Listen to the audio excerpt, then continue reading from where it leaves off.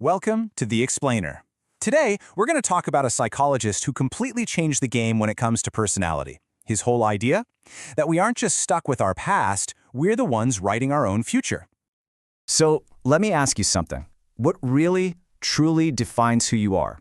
Are you just kind of a product of your past, or is there something more to it? For a long, long time, a lot of psychology basically said, yeah, your past is your destiny. But what if that's not the whole story?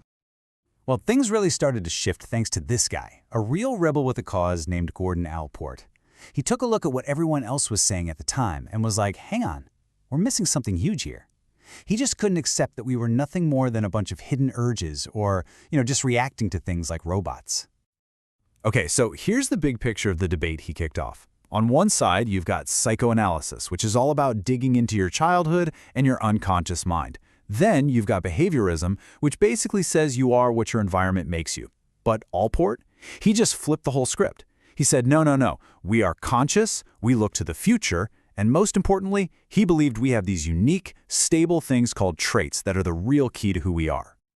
And there's this one famous, kind of awkward story about him and the one and only Sigmund Freud that perfectly explains why Allport was so determined to find a new way of looking at things.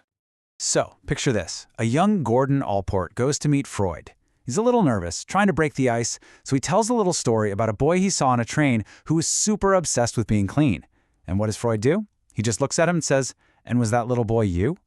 He immediately jumped to the conclusion that Allport was talking about his own hidden issues. And that moment right there was a huge turning point. It pushed Allport to stop digging for hidden meanings and start focusing on the motivations that are right there in front of us. Yeah, that experience pretty much set him on his path. It led him straight to his biggest idea, the 3 tiers of traits. The concept is actually pretty simple. He said our personalities are basically built from these stable characteristics, and he organized them into a really clear hierarchy. But what is a trait, really? According to Allport, it's not just a quirk or a habit. He saw it as something real, almost like a piece of wiring inside our brains that makes us act in a certain way, pretty consistently across all kinds of different situations. It's the reason you are, well, you. And he broke them down into 3 levels. Each one has a different amount of power over who we are. Let's dive in and see how it works. All right, at the very, very top, we have cardinal traits. Now, these are super rare. Most of us don't have one. A cardinal trait is so dominant, so powerful, that it defines almost everything a person does. The classic example is someone like Mahatma Gandhi and his commitment to nonviolence. It was the central theme of his entire life. Okay, moving down a level, we get to something we all have, central traits. These are the main building blocks of your personality. Think about it. If I asked your best friends to describe you, what words would they use?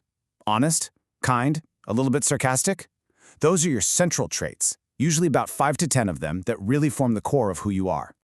And finally, at the bottom of the pyramid are secondary traits. These are the ones that only pop up in certain situations. They're way less consistent. For example, maybe you're a generally laid-back person. That's a central trait, but you get super anxious anytime you have to speak in public. That anxiety, that's a secondary trait. So, okay, we've got these 3 tiers of traits, but how do they all come together to create that feeling of being a unique me? Well, Allport had a really interesting theory about how our sense of self actually grows over time. He gave it a special name, the proprium. You can just think of it as his word for the self. It's the whole shebang, all the things you consider to be uniquely yours, your body, your hopes, your values, everything. And the key thing here is that he didn't think we were just born with it. He argued that it develops step by step throughout our lives. And he mapped out that journey pretty clearly. It starts in infancy, right? Just this basic awareness of, hey, this is my body. Then as we grow, we develop a self-identity, a sense of pride. In childhood, we start thinking about my toys or my family and worrying about how other people see us. Then, in adolescence, we learn to think logically and solve problems. And finally, as adults, we get to what he called propriate striving, which is just a fancy way of saying we start chasing those big, long-term goals that really give our life meaning. Okay, so this whole journey of building a self leads us to what I think is Allport's most radical and honestly most optimistic idea. And it's this: we can actually outgrow our past. We are not prisoners of our childhood motivations. The term he used was functional autonomy. It sounds complicated, but the idea is simple. Why you do something now can be totally separate from why you started doing it. Your motivations can basically grow up and leave home. They become their own thing.